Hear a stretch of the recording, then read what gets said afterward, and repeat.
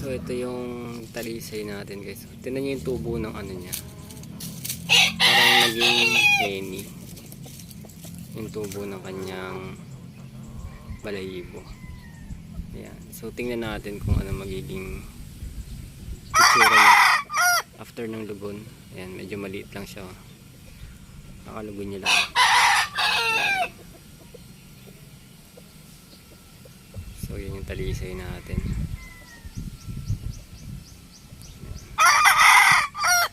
Ito naman yung ating kanawayon. Ang pangit lang ng buntot nila guys kasi nag-uulan dito.